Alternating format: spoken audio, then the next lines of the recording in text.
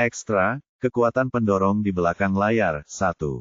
Pada tahun pertama Long Qi, setelah Ye Bufan kembali ke bumi, dia memadamkan pemberontakan Ai yang cerdas. Dunia berada dalam kesulitan dan Tiongkok menjadi pusat dunia. Ibu kota kekaisaran, yang tidak terkena dampak langsung perang, tampaknya masih sangat makmur. Ditambah dengan kembalinya Ye Bufan yang kuat, keluarga besar yang terkait dengannya sibuk dengan aktivitas. Ada sebuah rumah besar di kaki bukit di luar pinggiran kota. Ini adalah milik keluarga Dongfang. Di dalamnya terdapat bangunan villa 3 lantai. Kelihatannya biasa saja, namun dikelilingi oleh lebih dari selusin penjaga bersenjata dan dijaga ketat. Di dalam kamar, seorang pemuda sedang duduk di sofa, menonton TV di depannya dengan bosan, dengan ekspresi acuh tak acuh. Dia adalah tuan muda tertua dari keluarga Dongfang dan mantan pewaris tunggal, Dongfang Renji. Dia mengkhianati Ye Bufan sebelumnya dan berlindung di sekte api suci bulan matahari. Setelah kegagalannya, dia diserahkan kepada keluarga Dongfang dan dijadikan tahanan rumah oleh Dongfang Jianye. Sudah hampir 3 tahun, dan saya menghabiskan setiap hari seperti ini. Meskipun tidak perlu khawatir tentang makanan dan minuman, tidak ada kebebasan. Tidak ada yang diizinkan keluar dari gedung kecil, dan tidak ada yang diizinkan masuk. Ini benar-benar terisolasi dari dunia. Tuan muda Dongfang, sepertinya Anda menikmati kehidupan seperti ini. Pada saat ini, sebuah sosok tiba-tiba muncul di belakangnya, seolah-olah muncul begitu saja. Ini adalah pria parubaya berusia 40-an atau 50-an, dengan penampilan tampan dan seringai sinis di bibirnya. Dongfang Renji terlihat tenang pada awalnya, tetapi ketika dia melihat pria ini, dia melompat dan meraih kerah bajunya. "Kamu bajingan, hanya kamu yang menyakitiku."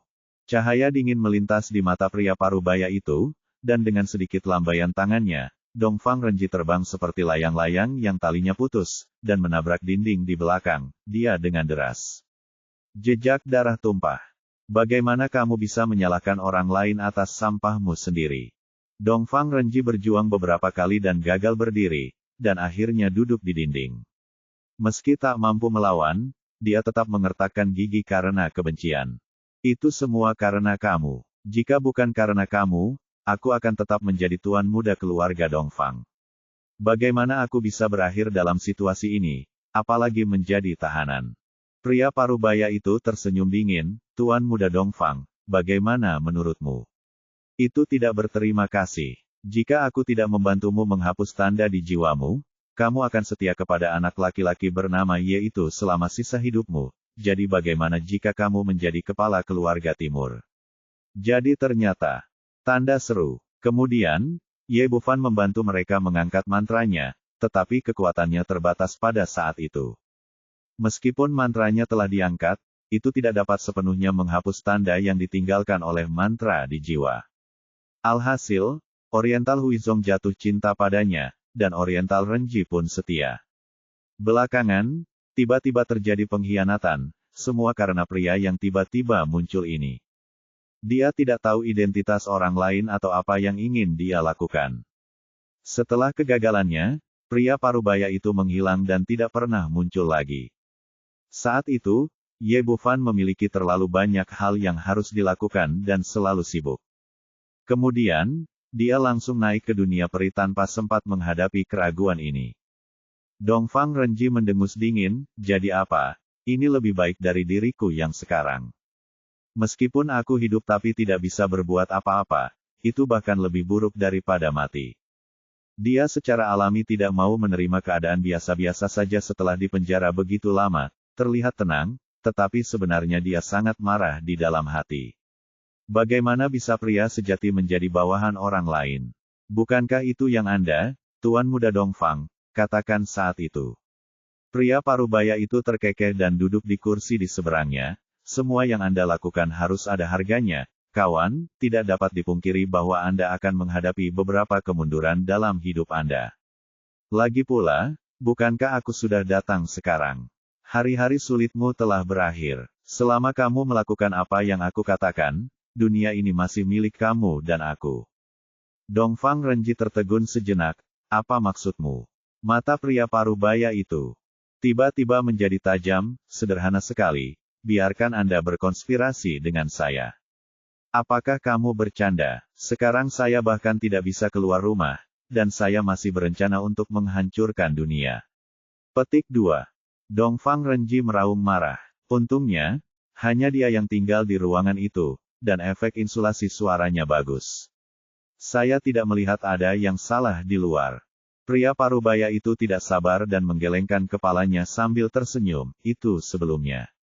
Sekarang saya di sini, saya dapat meminta Dongfang Jianye untuk secara langsung menyerahkan posisi kepala keluarga kepada Anda, dan Anda akan bertanggung jawab atas keluarga Dongfang mulai sekarang. Dongfang Renji tampak tidak percaya, bagaimana ini mungkin? Bisakah kamu melakukannya? Petik 2.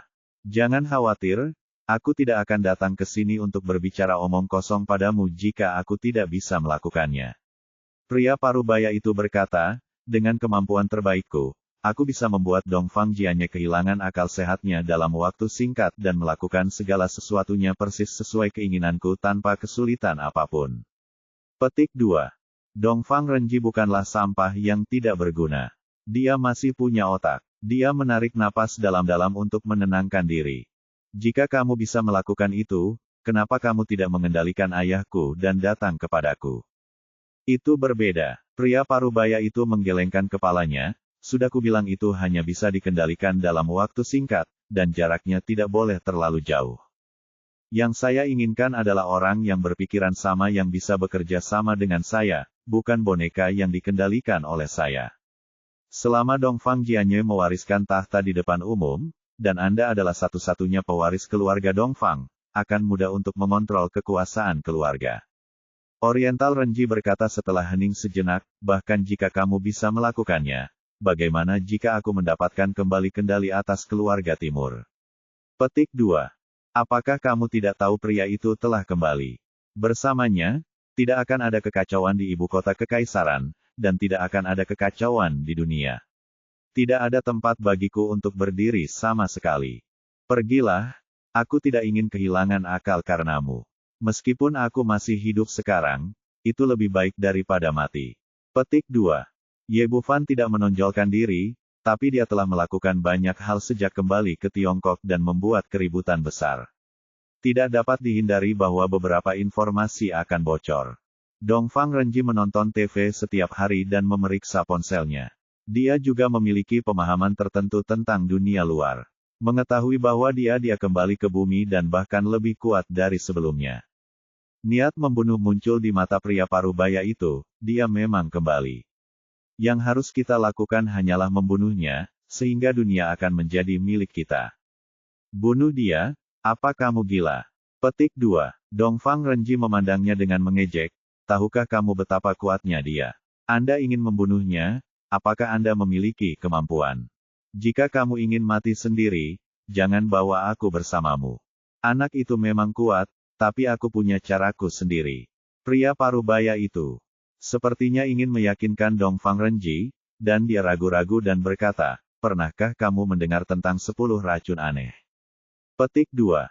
Aku tahu sedikit, tapi Wang Suening adalah putri tidur yang diracuni oleh salah satu dari 10 racun aneh saat itu. Petik 2. Dongfang Renji tidak tahu banyak tentang keterampilan medis dan racun. Dia tahu nama 10 racun teratas karena Wang Suening. Dia tahu satu jenis putri tidur dan tidak tahu apa-apa tentang 9 sisanya. Lalu dia menatapnya dengan mengejek. Pihak lain, Anda tidak ingin menggunakan racun untuk menghadapi Ye Bufan. Jika demikian, saya menyarankan Anda untuk melihat otaknya. Menggunakan racun untuk menghadapi peri medis, dia masih kebal terhadap semua racun, dan tidak akan ada hasil kecuali mencari kematian. Petik 2. Ekstra, kekuatan pendorong di balik layar. 2.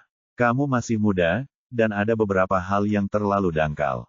Pria parubaya itu menggelengkan kepalanya, penuh percaya diri, sepertinya kamu tidak tahu banyak tentang 10 racun aneh. Alasan mengapa mereka disebut demikian, racun aneh, karena toksisitas dari 10 racun ini di luar dugaan orang. Racun pertama dari 10 racun aneh disebut kerucut pemecah baju besi. Alasan mengapa disebut sebagai senjata adalah karena racun ini dirancang khusus untuk menargetkan orang-orang yang kebal terhadap semua racun tubuh. Tidak peduli seberapa kuat ketahanan terhadap racun sebelumnya, tidak ada gunanya menghadapi racun aneh ini. Setelah mendengar apa yang dia katakan, mata Dongfang Renji tiba-tiba berbinar. Maksudmu, racun ini bisa membunuh Ye Bufan? Racun itu tidak akan membunuhnya, tapi bisa membuatnya hilang sama sekali dalam waktu 1/4 jam. Dia bahkan tidak bisa menggerakkan satu jari pun. Dia benar-benar seperti anak domba, untuk disembelih. Dongfang Renji tampak tidak percaya, apakah kamu begitu kuat? Apakah kamu yakin kamu tidak berbohong kepadaku, dan kamu benar-benar memiliki racun ini? Akulah yang meracuniku, dan akulah yang meracuniku, siapa yang mengambil risiko? Apa gunanya berbohong padamu? Pria parubaya memutar pergelangan tangannya, sebuah botol putih kecil muncul di telapak tangannya. Kamu tahu betapa sulitnya menemukan benda ini.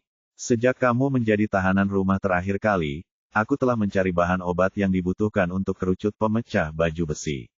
Aku baru saja mengumpulkannya dan memperbaikinya 3 hari yang lalu. Ini benda itu hanya sangat kecil.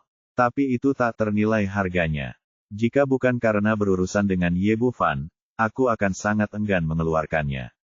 Saat dia berbicara, matanya menatap botol kecil di tangannya, seolah-olah dia sedang melihat harta karun langka, dengan ekspresi bangga di wajahnya. Sebaliknya, Dongfang Renji segera menenangkan diri, jangan lupa bahwa Ye Bufan adalah peri medis. Sekalipun racunmu kuat, tidak mudah untuk meracuninya. Ini kebenarannya, tapi aku punya racunku sendiri, cara. Rasanya tidak berasa dan tidak terlihat sama sekali. Dan saya punya rencana lain untuk keracunan itu, jadi Anda tidak perlu khawatir tentang hal itu. Pria parubaya itu berkata, Anda hanya perlu mengikuti pengaturan saya. Setelah Ye Bufan ditangani, bantu saya menenangkan ibu kota kekaisaran. Kedengarannya bagus, tapi ada satu hal yang saya tidak mengerti. Karena Anda sangat terencana dan mengendalikan segalanya, mengapa Anda tidak melakukannya? Itu dirimu sendiri. Pada titik ini, mata Dongfang Renji tiba-tiba menjadi tajam. Sebagai satu-satunya pewaris keluarga Dongfang, dia bukanlah orang bodoh, dan dia sangat pintar. Karena ada beberapa hal yang membuat saya tidak nyaman untuk melapor. Meskipun saya sangat berkuasa, bagaimanapun juga, saya tidak memiliki identitas atau status di Tiongkok. Beberapa hal masih mengharuskan Anda untuk berdiri di depan panggung. Adalah pewaris keluarga Dongfang. Begitu Anda menjadi kepala keluarga, Anda akan memiliki uang dan kekayaan. Uang, kekuasaan, dan kekuasaan dapat dengan cepat menstabilkan situasi. Petik 2. Dongfang Renji tersenyum dingin, jadi, Anda menggunakan saya sebagai pria bersenjata, lalu kamu bisa menyingkirkanku setelah kamu berhasil. Pria parubaya itu menggelengkan kepalanya, ini tidak mungkin. Saya bukan orang yang membakar jembatan saat menyeberangi sungai kamu membunuh Ye Bufan, aku pasti tidak akan bisa mengendalikannya sendiri. Yang terbaik adalah kamu dan aku bekerja sama. Petik 2. Dongfang Renji mendengus, mengapa aku harus mempercayaimu? Tanda tanya, telah bekerja sama. Kedua, apakah Anda masih punya pilihan? Pria parubaya itu memandangnya. Sebagai tuan muda tertua dari keluarga Dongfang, apakah Anda bersedia menjalani sisa hidup Anda seperti ini? Manusia adalah pahlawan dalam hidup dan pahlawan dalam kematian. Ia harus menjalani hidupnya dengan cara tertentu. Jika Anda penakut, saya minta maaf atas nama Anda. Ekspresi wajah Dongfang Renji berubah. Dia jelas-jelas merasa sangat gelisah dan tidak bisa mengambil keputusan untuk sementara waktu. Pria parubaya itu sepertinya sudah memutuskan pihak lain. Dia berdiri di sana tanpa mendesak atau berbicara, seolah-olah dia sudah mengambil keputusan, mengendalikan situasi secara keseluruhan. Setelah sekian lama, Dongfang Renji mengertakkan gigi dan membuat keputusan akhir.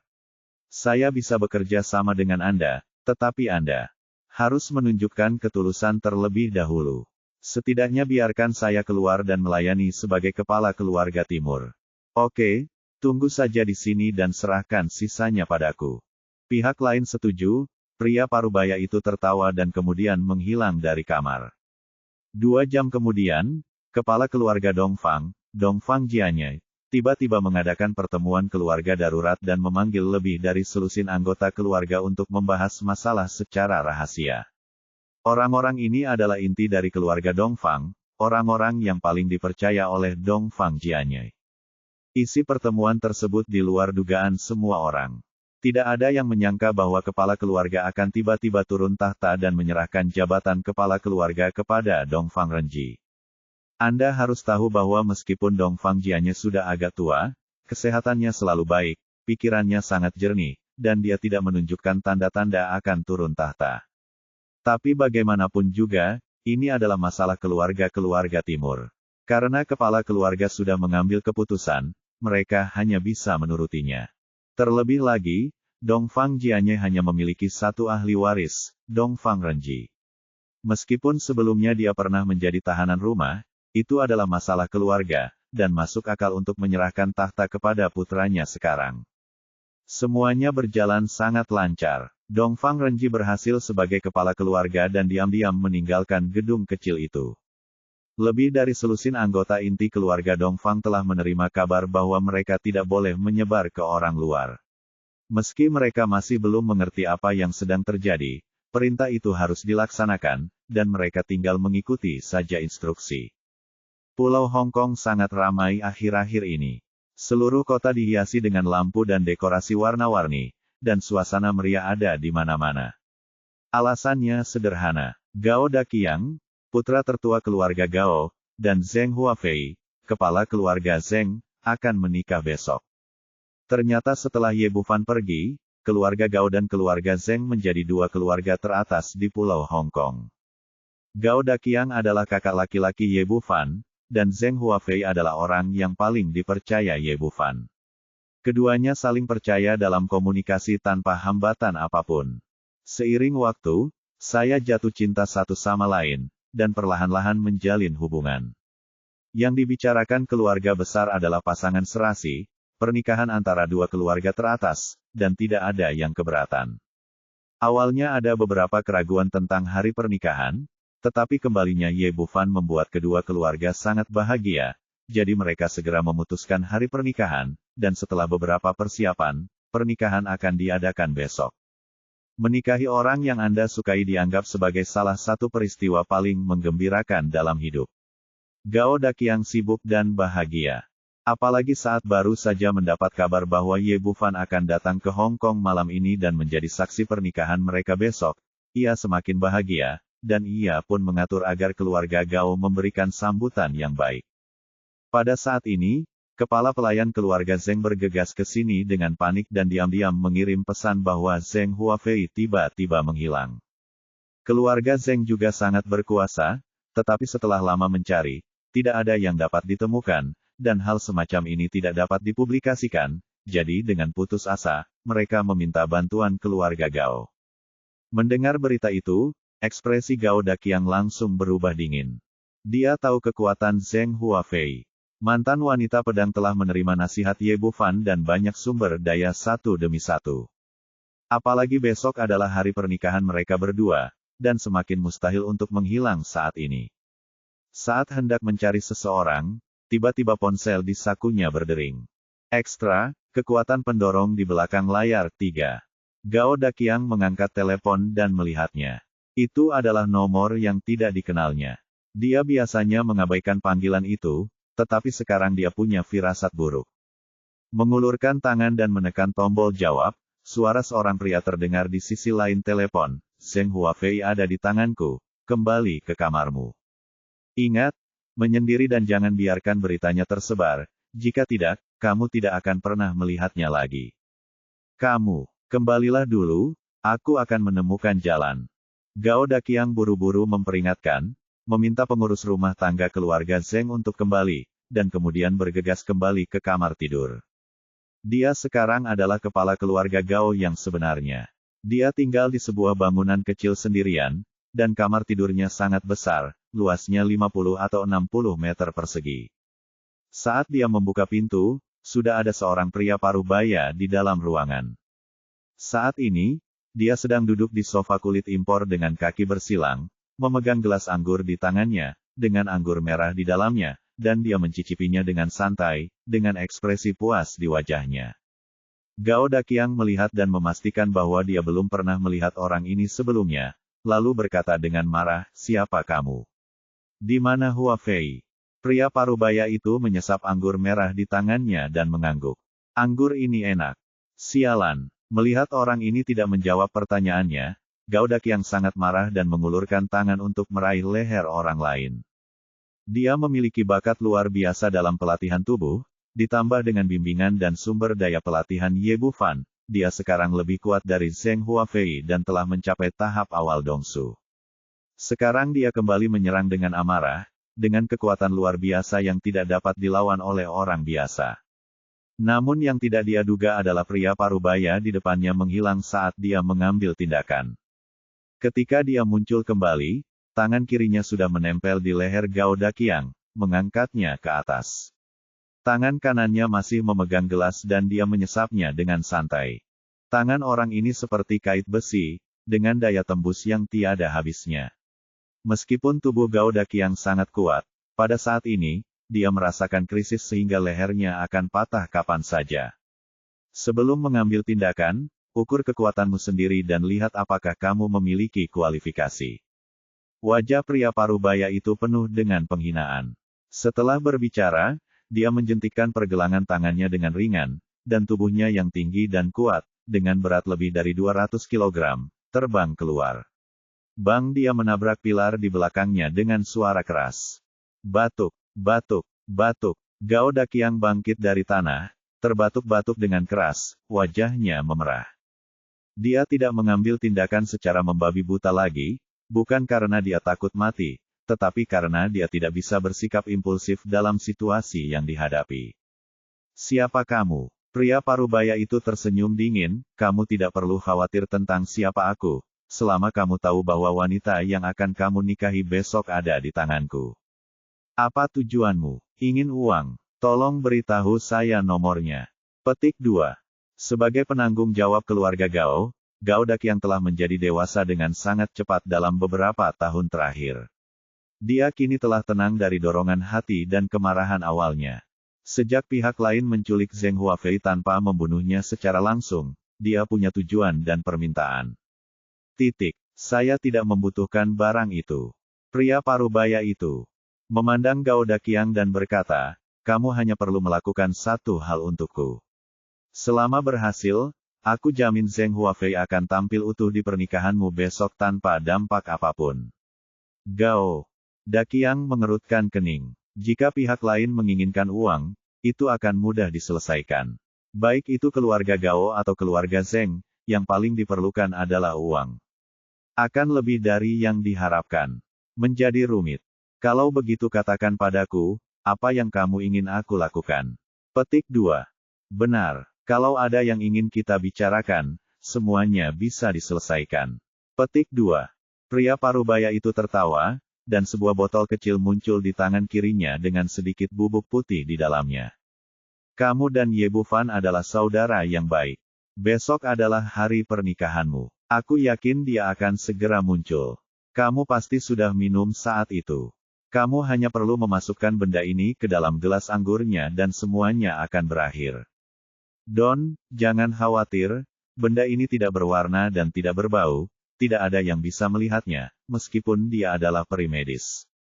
Lakukan semua ini, dan saya jamin pengantin wanita akan muncul di pernikahan Anda secara utuh." Apa yang akan Anda lakukan? Meskipun Gao Daqiang telah siap secara mental dan tahu bahwa apa yang akan dilakukan pihak lain jelas bukan hal yang baik, dia tidak menyangka bahwa sasarannya adalah Ye Bufan. "Aku akan membunuhmu." Gao Daqiang bergegas maju lagi dengan niat membunuh, tapi bagaimanapun juga, kekuatannya tidak sebaik pria parubaya itu, dan dia diinjak-injak hanya dengan satu gerakan. Pria parubaya itu mencibir, "Wah, sudah kubilang padamu untuk mengetahui kekuatanmu sendiri." Gao Daqiang mengertakkan gigi dan menolak menyerah, "Kamu menginginkan kekuatan, kan? Sudah kubilang, Xiao Fan pasti akan membunuhmu." "Benar, dari segi kekuatan, aku memang tidak sebaik anak laki-laki bernama Ye, tapi memangnya kenapa, terkadang cara lain juga merupakan salah satu bentuk kekuatan. Kata pria parubaya itu, aku sudah membuka syaratnya. Apakah kamu ingin melakukannya atau tidak? Tidak mungkin. Itu saudaraku yang tinggi dan kuat. Pria parubaya itu mengerutkan bibirnya, kamu cukup berani. Tetapi pernahkah kamu memikirkan tentang wanitamu? Padamu. Ekspresi Gao Daqiang membeku, dan kemudian dia berteriak, jika kamu berani menyentuh Hua Fei, aku jamin Xiao Fan tidak akan melepaskanmu. Jadi, kamu tidak peduli dengan hidup atau matinya. Pria parubaya itu menundukkan kepalanya dan menatap Gao Daqiang sambil bercanda, ngomong-ngomong, ada kabar yang lupa ku beritahukan padamu. Wanita itu, tahu kenapa dia sangat ingin menikah denganmu. Waktunya memberimu kejutan.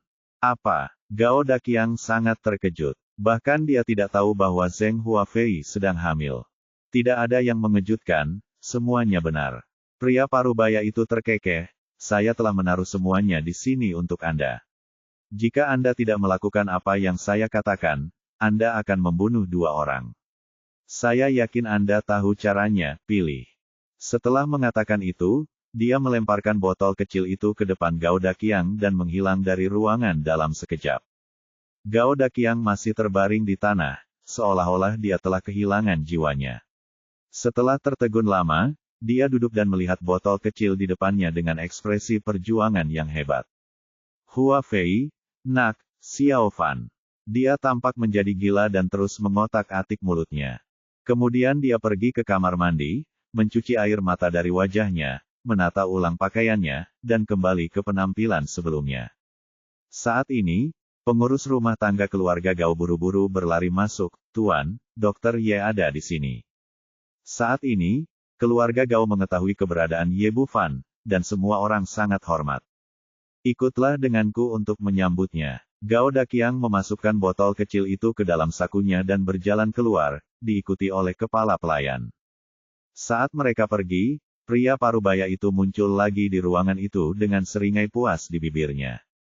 Pertunjukan yang bagus. Sifat manusia itu egois. Tidak ada pria tangguh atau saudara laki-laki yang baik yang bisa dibandingkan dengan wanita dan anak-anaknya sendiri. Ekstra, kekuatan pendorong di balik layar, 4. Begitu Gao Daqiang berjalan ke lobi, dia melihat Ye Bufan berjalan dari kejauhan, diikuti oleh Hu Yaoyao yang sangat mempesona. Mereka berdua, yang satu tampan dan ganteng, yang lainnya cantik dan centil, menarik banyak perhatian di sepanjang jalan. Xiao Fan, kamu di sini. Gao Daqiang berjalan mendekat dan meninju bahu Ye Bufan, kegembiraannya tidak bisa diungkapkan dengan kata-kata. Anakmu memiliki beberapa keterampilan, dan kamu benar-benar menangkap Zheng Huafei. Ye Bufan tertawa keras, dan sangat puas dengan kombinasi kedua orang tersebut. Aku sangat baik sekarang, aku tidak bisa dibandingkan denganmu. Gao Daqiang mendekat ke telinganya dan menunjukkan senyuman unik seorang pria, ku dengar kamu mengubah 1 orang setiap hari. Jangan katakan itu, kamu tidak tahu betapa sulitnya hidup bagi saudara laki-laki. Begitu dia selesai berbicara, ada rasa sakit yang menyengat di pinggangnya.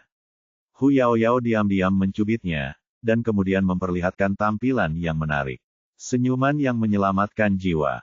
Apakah hidupmu menyedihkan? Jika memang benar, aku akan memberitahu saudara perempuanku ketika aku kembali untuk membuat hidupmu sedikit lebih manis. Tidak, tidak, aku bercanda. Aku bahagia sekarang. Aku adalah seluruh dunia. The pria paling bahagia. Ye Bufan dengan cepat berubah pikiran. Sungguh sebuah lelucon. Jika 28 wanita di belakangnya meningkatkan kekuatan mereka, tidak peduli seberapa kuat tubuh mereka, mereka tidak dapat menahannya. Gao Daqiang terus tertawa, ayo pergi, jangan bicarakan ini, ayo minum, dan kita tidak akan kembali sampai kita mabuk hari ini. Setelah mengatakan itu, dia mengabaikan yang lainnya dan langsung membawa Ye Bufan ke dalam kamar pribadi di sebelah ruang perjamuan. Sekarang dia adalah tuan muda tertua dari keluarga Gao, dan banyak orang yang tahu bahwa pemuda di depan mereka adalah leluhur suci abadi yang terkenal. Tidak ada orang lain yang berani mengatakan apapun, karena mereka semua berpikir bahwa keramahan seperti ini lebih dari itu dari yang sesuai. Masuk ke dalam kamar, kedap suara di sini sangat bagus, dan hiruk-pikuk di luar langsung sepi. Kemudian dua pelayan cantik mulai memberikan layanan khusus di sini, terus-menerus mengantarkan berbagai makanan lezat ke meja. Gao Daqiang langsung membawakan sekotak minuman keras, kalian akan mendapat hadiah hari ini. Ini adalah Mautai berusia 50 tahun yang saya dapat dari orang tua itu. Hanya sebuah kotak seperti ini. Bahkan saya tidak tega berpisah dengannya. Saat dia berbicara, dia mengambil 2 botol Ye Bufan.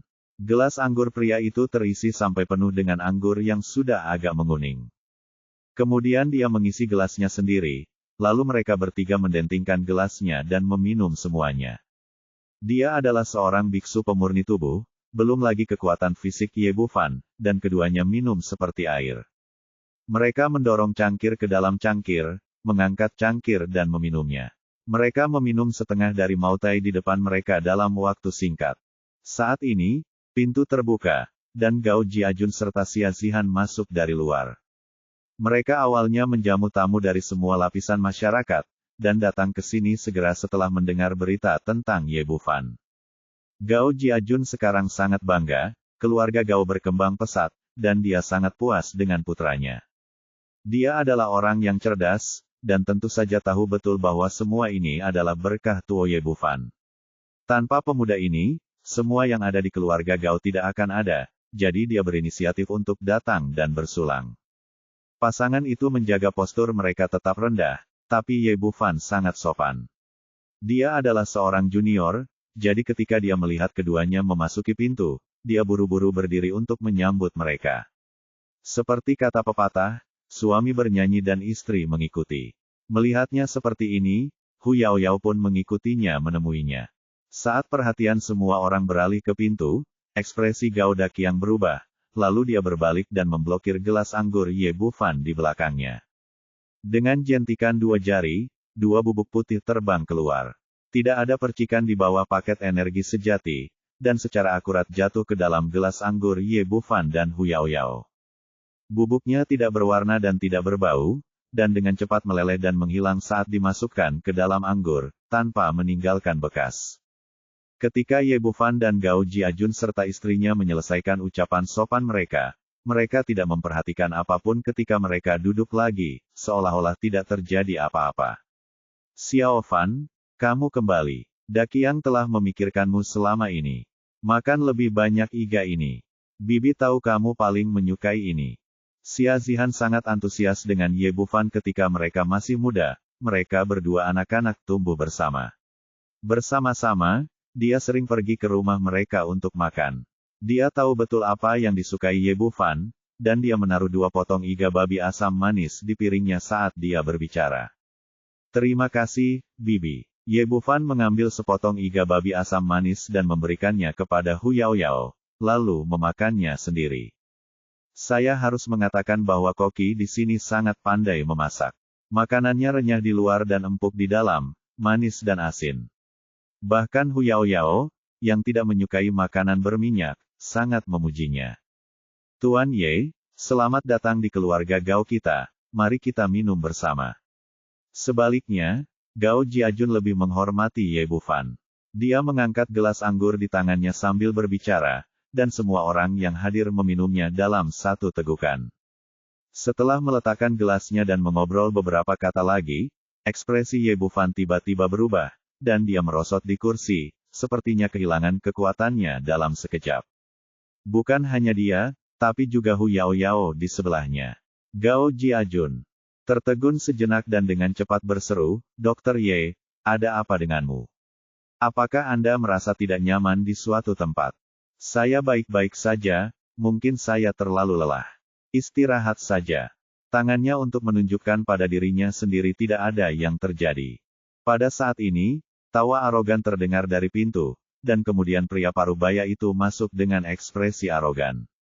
Ye Ixian, kamu benar-benar bisa berpura-pura. Kamu diracuni. Mengapa kamu berpura-pura baik-baik saja?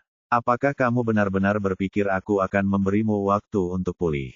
Setelah melihat orang ini tiba, Ye Bufan memasang ekspresi tegas di wajahnya dan duduk di sana tanpa bergerak. Gao Jiajun melihat dan memastikan bahwa dia tidak mengenal orang ini, dan bertanya dengan dingin, siapa kamu? Tidak peduli siapa saya, yang penting anak baikmu meracuni saudara baiknya, hahaha. Bagaimana kabarnya? Menyenangkan sekali bukan? Petik 2. Di akhir kalimat, pria parubaya itu kembali tertawa bangga. Gao Jiajun bingung dan menatap Gao Daqiang tanpa bisa dijelaskan, apa yang terjadi. Xia Zihan bertanya langsung, Daqiang, apa yang terjadi? Kamu benar-benar meracuni Xiao Fan. Bagaimana ini mungkin? Jangan khawatir, putramu tidak akan melakukan hal-hal yang tidak bermoral seperti itu.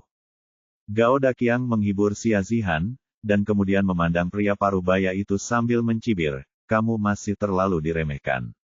Sekarang aku tinggi dan kuat, sungguh berpikir bahwa saya akan meracuni saudara baik saya. Apa yang saya lakukan tadi hanyalah pertunjukan untuk Anda. Yang dimasukkan ke dalam cangkir bukanlah racun yang Anda berikan kepada saya, tetapi probiotik adalah untuk memancingmu keluar. Pada titik ini, dia kembali menatap Ye Bufan, Xiao Fan, Hua Fei ada di tangannya, segera jatuhkan dia. Ternyata semua ini adalah rencana Gao Daqiang. Dia terdengar agak kasar dan jujur, tetapi hatinya sangat banyak akal, jika tidak, dia tidak akan bertanggung jawab atas grup Gao dan menjadi makmur selama bertahun-tahun. Dia tidak ingin mengkhianati saudara lelakinya yang baik, dan dia tidak ingin sesuatu terjadi pada istri dan anak-anaknya, jadi dia menemukan cara untuk berpura-pura meracuni, mengelabui pria parubaya itu, dan kemudian membiarkannya, saudara baiknya mengambil tindakan. Menurutnya, semua masalah bisa diselesaikan selama Xiao Fan mengambil tindakan. Tapi yang tidak dia duga adalah setelah mengatakan itu, Ye Bufan masih duduk tak bergerak di kursinya, tidak menunjukkan niat untuk mengambil tindakan. Ekstra, kekuatan pendorong di balik layar, 5. Melihat adegan ini, pria parubaya itu tertawa terbahak-bahak, berhentilah berteriak, tidak ada gunanya bahkan jika para dewa datang sekarang. Dia telah terkena kerucut pemecah baju besi, yang pertama dari 10 racun anehku, dan dia adalah seorang sampah total. Kenapa? Mungkin Anda bisa menangani saya. Gao Daqiang tampak tidak percaya, ini tidak mungkin. Saya jelas menggunakan probiotik dan tidak menggunakan racun yang Anda berikan kepada saya. Bagaimana saya bisa diracuni? Petik 2. Hahaha, itu benar sekali. Bodoh, apa kamu benar-benar mengira aku ingin kamu meracuniku? Pria parubaya itu tersenyum semakin bangga, Gao Daqiang bingung. Apa maksudmu? Dia diracuni bukan karena meminum anggurmu, tetapi karena memakan sepiring iga babi asam manis itu. Pria parubaya itu berkata dengan bangga, dia adalah peri medis, dan dia adalah peri medis. Sangat kuat, kamu sangat licik, bagaimana kamu bisa melakukannya tanpa menggunakan cara apapun? Kamu, tercela dan licik. Baru kemudian Gao Daqiang menyadari bahwa dia telah benar-benar digoda, dan dia berhenti di depan Ye Bufan, kamu ingin menyentuhku. Saudaraku, kecuali kamu melangkahi tubuhku. Idiot, kamu tidak bisa menghentikanku. Pria parubaya itu mengangkat tangannya, dan kekuatan tak terlihat menjatuhkan pria jangkung itu dan memukul dia keras di belakangnya. Kemudian dia mengambil satu langkah ke depan dan mendatangi Ye Bufan, mengulurkan tangan untuk mencubit leher pria itu. Ye Bufan duduk di kursi tanpa gerakan atau perlawanan apapun. Dia sepertinya benar-benar kehilangan kemampuan untuk melawan. Pria parubaya itu memasang ekspresi ekstasi di wajahnya dan hendak mematahkan leher orang lain. Namun kemudian dia terkejut saat mengetahui bahwa sekeras apapun dia berusaha, dia tidak dapat berbuat apa-apa. Seolah-olah yang dipegangnya bukanlah leher manusia, melainkan sebuah tiang besi yang terbuat dari baja halus, yang tidak dapat dipatahkan dan dihancurkan. Ini, mata pria parubaya itu membelalak keheranan. Dia tidak pernah menyangka bahwa tubuh pihak lain begitu kuat. Kemudian dia memutar pergelangan tangannya, dan pisau pendek yang sangat tajam muncul di telapak tangannya. Jelas itu adalah senjata ajaib, dan kemudian menusuk jantung Ye Bufan dengan keras. Ding! Adegan yang lebih mengejutkan terjadi. Saat pisaunya ditusuk, terdengar suara logam dan besi. Belum lagi membunuh Ye Bufan, belati tajam itu bahkan tidak menggores kulit sama sekali. Pria parubaya yang sangat terkejut itu telah jatuh ke dalam keadaan setengah gila. Dia mengayunkan belati di tangannya satu demi satu, masing-masing menusuk lebih keras dari yang lain. Namun percikan darah yang diharapkan masih belum muncul. Sebaliknya, terdengar bunyi klik, dan senjata ajaib yang dibeli dengan banyak uang dipecah menjadi dua bagian, hanya menyisakan satu pegangan di tangan. Pria parubaya itu benar-benar tercengang. Dia awalnya mengira plotnya telah berhasil dan dia telah mengendalikan segalanya. Tapi sekarang, pihak lain sedang duduk di depannya, menggunakan semua metodenya tapi tidak menyakitinya sama sekali. Dia telah menghitung berkali-kali sebelumnya, menghitung berbagai kemungkinan, dan membayangkan berbagai skenario, namun dia tidak pernah menyangka situasi ini akan terjadi. Saya tahu lawannya sangat kuat sebelumnya, tetapi saya tidak tahu bahwa tubuh fisiknya juga begitu kuat. Ye Bufan menatapnya dan tersenyum tipis, tunggu, kamu tidak punya banyak waktu lagi. Aku tidak percaya aku tidak bisa membunuhmu. Pria parubaya itu meraung dan mengulurkan tangan untuk menyodok milik Ye Bufan mata. Menurutnya, sekuat apapun tubuh lawan, matanya pasti sangat rapuh. Tapi kemudian terdengar bunyi klik, dan Ye Bufan hanya berkedip sedikit, dan kedua jarinya patah. Keadaan tubuh emas abadi dari teknik pelatihan tubuh Dewa Petir adalah sesuatu yang dapat dengan mudah dia tembus dengan kekuatannya. Pria parubaya itu menyeringai kesakitan. Fakta mengerikan ada di depan matanya, yaitu dia tidak punya cara untuk membunuh pihak lain. Di hadapan kekuatan absolut, semua konspirasi dan trik tidak berguna dan sama sekali tidak berguna. Dia mengertakkan gigi karena kebencian, tapi dia tidak bisa menyelesaikan kesulitan di depannya. Tepat ketika dia hendak mencari cara lain, dia melihat Ye Bufan tersenyum tipis dan kemudian berdiri dari kursi, matanya penuh godaan. Bagaimana kabarmu? Menyenangkan. Merasakan momentumnya yang kuat, mata pria parubaya itu tiba-tiba melebar, apakah kamu tidak diracuni? Ye Bufan tersenyum dan berkata, sejujurnya, aku bahkan tidak punya lawan baru-baru ini. Saya mengalami kesulitan. Membosankan sekali. Saya mencoba menghilangkan kebosanan saya pada Anda, tetapi Anda tidak memenuhi harapan.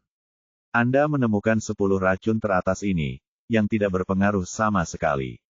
Sungguh mengecewakan bahwa kamu tidak bisa membunuhku meskipun kamu sangat kooperatif. Jadi, kamu sudah tahu bahwa aku berkomplot melawanmu. Ini tidak mungkin. Lebih panik. Dia tidak bisa membunuhnya sebelumnya. Baru sekarang aku tahu bahwa semua rencananya ada di bawah kendalinya, dan dia benar-benar membodohi dirinya sendiri. Ini aku. Begitu dia selesai berbicara, 2 orang masuk. Mereka adalah saudara laki-laki dan perempuan dari keluarga Dongfang, Dongfang Renji dan Dongfang Huizong. Pria parubaya itu langsung marah besar. Dia tidak pernah menyangka bahwa pelapornya ternyata adalah Dongfang Renji. Kamu bajingan, kamu mengkhianatiku. Dongfang Renji mengerutkan bibirnya, mengkhianati kamu. Siapa yang menyembunyikan kepalanya dan memperlihatkan ekornya? Aku memperlakukanmu sebagai bawahanmu. Pria parubaya itu mengertakkan gigi, kenapa? Dongfang Renji mengertakkan gigi dan berkata, kamu masih masuk akal. Karena kamu aku di penjara terakhir kali. Cukup bagiku untuk melakukan beberapa kesalahan sekali. Bagaimana aku bisa melakukannya untuk kedua kalinya? Setelah di penjara, hatiku tidak terlalu membenci Ye Bufan. Yang paling dia benci adalah hal lama ini. Dan dia adalah orang yang cerdas. Pertama, dia tahu bahwa Ye Bufan tidak bisa terprovokasi. Kedua, ini adalah saudara iparnya, dia adalah sebuah keluarga, dan dia jauh lebih dapat diandalkan daripada orang luar. Karena itu, tidak lama setelah mengambil alih keluarga Dongfang, dia diam-diam menyampaikan informasi tersebut kepada Dongfang Huizong, tanpa menyembunyikan apapun, dan mengungkapkan rencana pria parubaya tersebut. Kamu, pria parubaya itu ragu-ragu untuk waktu yang lama, tetapi dia tidak bisa mengucapkan satu kalimat lengkap. Lagi pula, Dongfang Renji bahkan tidak tahu siapa dia, dan tidak ada hubungan antara keduanya. Itu tidak bisa disebut pengkhianatan sama sekali. Kemudian dia mendengus dingin, bahkan jika aku gagal kali ini, terus kenapa, Zheng Huafei ada di tanganku. Selama kamu berani menyentuh jariku, aku jamin baik dia maupun anak di dalam perutnya tidak akan selamat. Kamu tahu apa yang kamu lakukan. Biarkan saja aku pergi, kalau tidak kamu akan membunuh 2 orang. Setelah mendengar apa yang dia katakan, ekspresi Gao Jiajun dan Xia Xihan berubah tangan, dan mereka tidak menyangka bahwa Zheng Huafei akan mengandung anak Gao Daqiang. Mereka tidak berbicara, tapi mereka semua menatap Ye Bufan dengan mata memohon. Gao Daqiang berkata langsung, "Xiao Fan, kita harus menyelamatkan Huafei bagaimanapun caranya." Melihat reaksi semua orang, pria parubaya itu tahu bahwa sandera di tangannya sedang bekerja, dan tertawa bangga. "Kamu ingin menyelamatkan orang, kan?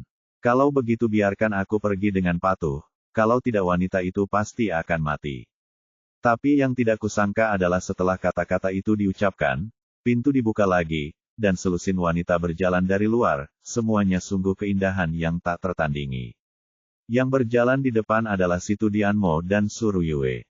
Salah satu wanita berbaju hitam adalah wanita pedang Zheng Huafei.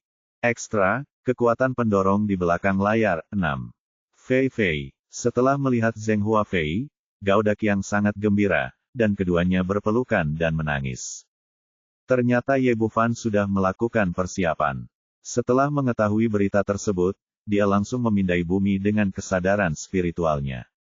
Meskipun pria parubaya menyembunyikan orang itu dengan sangat ketat, dia tidak bisa lepas dari deteksi leluhur suci yang kuat. Dia dengan mudah menemukan Zheng Huafei dan meminta Situ Dianmo untuk menyelamatkannya. Orang-orang di keluarga Gao senang, tapi pria parubaya itu terlihat murung dan menakutkan. Dia tidak menyangka sandera juga akan jatuh ke tangan mereka. "Jalang, jika aku mengerti apa yang kamu katakan kali ini, aku akan memenggal kepalamu dengan tanganku sendiri." Petik 2. Pihak lainlah yang menyakiti saudaranya terakhir kali, dan kali ini dia datang lagi ke pintu.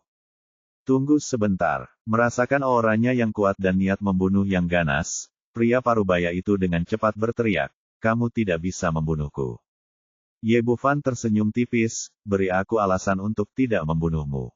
Saya ayah mertuamu." Saat dia berbicara, pria parubaya itu menyentuh wajahnya dan melepas masker kulit manusia, memperlihatkan wajah ayah Suru Yue, Su Hongsang. Sebagai mantan ketua grup Su, dia cukup terkenal. Saudara-saudari dari keluarga Dongfang dan Gao Jiajun sangat akrab dengannya. Bahkan Ye Bufan pun seperti ini. Meskipun dia belum pernah bertemu dengannya secara langsung, dia pernah melihat Su Hongsang palsu sebelumnya dan tidak asing dengan penampilannya. "Ayah!" seru Suru Yue. Dia yang paling terstimulasi saat ini. Dia tidak pernah menyangka bahwa pria parubaya itu sebenarnya adalah ayahnya yang berpura-pura menjadi ayahnya. Sebelum momen kritis, Su Hongsang menghilang setelah pergi ke negara M. Dia tidak bertemu siapapun selama bertahun-tahun dan tidak ada kabar. Dia juga melakukan banyak hal yang membuat Ye Bufan menyesal, yang membuatnya merasa kacau di dalam hatinya. Namun, dengan pengalaman sebelumnya memalsukan Su Hongsang, dia tidak terburu-buru untuk mengenalinya. Mata Su Hongsang berbinar, "Putri, ini aku ayahmu." Suru Yue bertanya, "Apakah kamu asli atau palsu?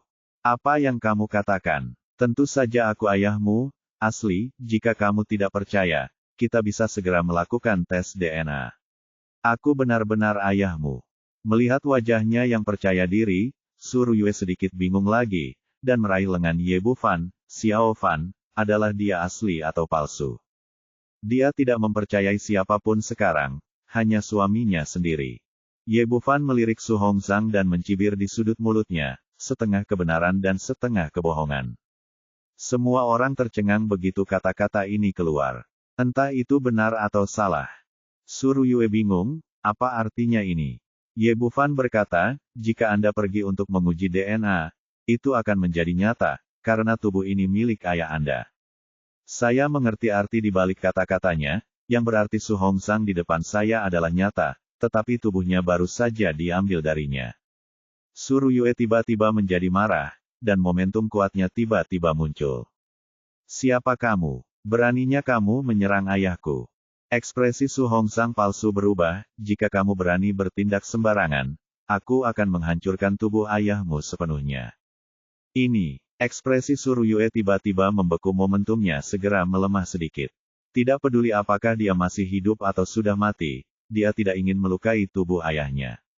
Su Hongzhang palsu memanfaatkan kesempatan ini, berbalik dan bersiap untuk melarikan diri, tetapi terkejut menemukan bahwa ruang di sekitarnya telah berubah menjadi dinding besi, tidak dapat bergerak sama sekali.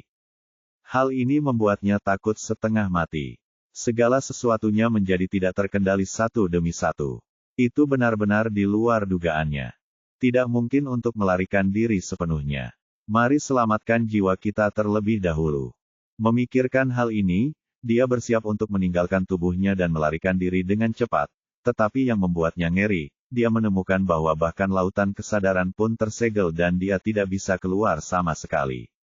Ini, tidak dapat melawan atau melarikan diri, dan menyadari bahwa dia berada dalam situasi putus asa, Su Hongzhang palsu dengan cepat menundukkan kepalanya dan memohon belas kasihan. Tolong lepaskan aku kali ini. Aku tidak akan pernah berani melakukannya lagi. Beberapa orang pantas mati. Satu kali saja sudah cukup, dan ini kedua kalinya. Suaramu dingin, dia secara alami, tidak ada belas kasihan sama sekali. Jadi dia mengulurkan tangannya dan menekan titik Baihui di atas kepalanya, dan langsung menggunakan teknik pencarian jiwa. Sekarang dia berada pada level yang menghancurkan dalam hal kekuatan, mantra, dan kekuatan mental. Lawan tidak memiliki perlawanan sama sekali, dan dia dengan cepat mencari jiwa.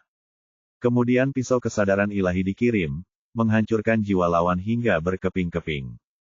Cahaya di mata palsu Su Hongzhang menghilang, dan dia perlahan jatuh ke tanah, berubah menjadi mayat. Melihat adegan ini, Su Ruyue bertanya dengan gugup, bagaimana kabar ayahku? Ye Bufan menghela nafas, orang ini sangat kejam. Dia benar-benar menghapus jiwa sebelumnya saat dia mengambil tubuhnya. Paman Su pergi ke sana tahun itu. Dia meninggal di dalam M Kingdom, dan sekarang hanya tubuhnya yang selamat, jadi dia harus dikuburkan dengan benar. Meskipun Su Ruyue telah siap secara mental, dia masih menitikkan 2 baris air mata saat ini. Dongfang Renji bertanya, siapa orang ini? Dari mana monster tua ini berasal? Kamu benar, dia memang monster tua. Biksu dari ribuan tahun yang lalu, Dewa Jahat Gong Yang Jue, sudah berada dalam kondisi terkuatnya, ketika dia sedang berkultivasi. Mencapai puncak Mahayana, orang ini sebelumnya sangat sombong dan menantang seorang biksu yang berada dalam masa kesusahan. Kemudian, dia dibunuh. Jiwanya melarikan diri dan bersembunyi di cermin perunggu. Dia ingin berada di cermin perunggu. Dia memeliharanya di cermin sebentar, dan kemudian menemukan kesempatan yang cocok untuk merebut jenazahnya. Tanpa diduga, cermin perunggu itu dikuburkan di makam kuno dan dijual ke luar negeri oleh perampok makam bertahun-tahun kemudian, jadi dia terus menunggu kesempatan yang tepat. Paman Su pergi ke negara M untuk urusan bisnis dan berpartisipasi dalam pelelangan. Dia secara tidak sengaja membeli cermin perunggu, tetapi cermin itu diambil olehnya. Teknik pencarian, dan tidak ada penyimpangan sama sekali. Dongfang Huizong tidak bisa menahan diri untuk tidak bertanya, setelah bertahun-tahun, mengapa orang ini tidak menyita tubuh orang lain? 2 alasan. Ye Bufan menjelaskan kepada semua orang, pertama-tama, ketika cermin perunggu dijual ke luar negeri, orang-orang di sekitarnya berkulit putih atau berkulit hitam. Anda harus tahu bahwa masih ada perbedaan antara orang-orang itu dan keturunannya. Yan dan Huang di Tiongkok. Hanya ada 3 jiwa dan 6 jiwa, kurangnya kebijaksanaan spiritual, tubuh seperti ini secara alami tidak cocok untuk merebut tubuh untuk berlatih sangat bagus. Sampai saya bertemu Paman Su, kualifikasinya secara keseluruhan dapat diterima. Kondisinya jauh lebih baik, jadi itu menjadi targetnya. Setelah mendengar apa yang dia katakan, Su Ruyue menghela nafas panjang, dia hanya bisa menyalahkan ayahnya atas hal itu. Sial, kenapa dia pergi ke pelelangan itu? Kenapa dia menginginkan benda kuno itu kembali? Dongfang Renji bertanya lagi, kalau begitu saya masih belum mengerti. Karena saya sudah mengambil jenazah Paman Su, alangkah baiknya jika langsung kembali ke kepala keluarga Su. Saya butuh uang, status, dan ada seseorang seperti kamu. Menantu laki-lakiku yang luar biasa, mengapa kamu melakukan begitu banyak hal kotor? Kata-katanya mewakili banyak orang, dan semua orang yang hadir juga memiliki pertanyaan ini. Ekstra, kekuatan pendorong di balik layar 7. Karena dia memiliki hati nurani yang bersalah sebagai pencuri. Ye Bufan berkata, Gong Yang Jue adalah orang yang berkuasa di puncak Mahayana sebelumnya, tetapi Paman Su hanyalah orang biasa, dan butuh waktu lama untuk membiasakannya, setelah dia merebut tubuh itu. Karena itu, setelah dia mengambil tubuh itu, dia menemukan sebuah dia. Tetapi dia tidak dapat sepenuhnya berintegrasi dengan tubuh fisiknya bumi, yang memberinya kesempatan terbaik untuk memulihkan kekuatannya ke alam Dongsu. Karena kekuatannya, dia memutuskan untuk melakukan perjalanan ke Tiongkok, tetapi dia mengambil jenazahnya secara langsung dan tidak memiliki ingatan tentang Paman Su banyak tentang urusan ibu kota kekaisaran, dan dia telah terperangkap di cermin kuno selama bertahun-tahun dan tidak tahu seperti apa bumi sekarang. Karena hati-hati, Gong Yang Jue menyembunyikan penampilannya dan diam-diam mencari Dongfang Renji untuk membantu dia menghapus ingatan pedang jiwa, berharap menggunakan bantuannya untuk membangun kekuatannya sendiri dan menjelajahi realitas bumi. Petik 2. Ye Bufan berhenti pada saat ini, itu juga merupakan kesialannya saya kembali dari benua Kunlun saat ini. Ketika dia melihat saya menghancurkan sekte api suci bulan matahari dan membunuh Yamata no Orochi, dia menyadari kekuatannya terlalu besar, jadi dia segera bersembunyi dan terus berlatih tahun. Dia tidak hanya memulihkan sepenuhnya kekuatan sebelumnya, tetapi juga melangkah lebih jauh dan mencapai tahap awal melampaui kesengsaraan. Dia pikir dia bisa bertarung dengan saya, jadi dia kembali lagi kekacauan dan saya kembali dengan kuat. Dia menemukan bahwa dia jauh lebih lemah dari saya, jadi dia membuat rencana seperti itu. Saya harus mengatakan bahwa rencananya sempurna, dan dia memiliki banyak kartu truf, tapi itu sangat disayangkan bahwa dia menemukannya. Untuk kekuatan saya saat ini, 10 racun teratasnya tidak jauh berbeda dari tepung dan tidak memiliki efek yang besar sama sekali. Setelah pengenalan kejadian tersebut, semua orang di sekitarnya menggelengkan kepala dan menghela nafas pada Gong Yang Jue ini. Keberuntunganku sangat buruk. Setelah tubuhnya hancur, jiwanya akhirnya menemukan tempat persembunyian, namun akhirnya tinggal di luar negeri, tidak dapat menemukan siapapun untuk merebut tubuhnya. Setelah akhirnya bertemu Su Hongzang, dia bertemu dengan kembalinya Ye Bufan yang kuat 2 kali. Jika 10 tahun sebelumnya, apalagi orang kuat di tingkat Mahayana, dia akan menjadi penguasa dunia ini bahkan di tingkat gabungan. Secara keseluruhan, ini hanya 4 kata, saya lahir di waktu yang salah. Saat ini, Dongfang Renji berlutut di depan Ye Bufan, Ye Yixian, saya salah sebelumnya. Saya mohon, Tuan, jangan berdebat dengan saya lagi. Lihat, bagaimanapun juga, ini adalah saudara kandungnya.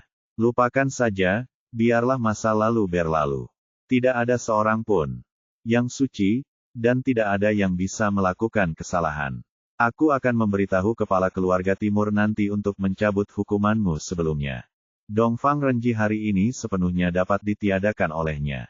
Selain itu, dia membuat keputusan yang tepat kali ini, dan dia adalah saudara kandung Dongfang Huizong.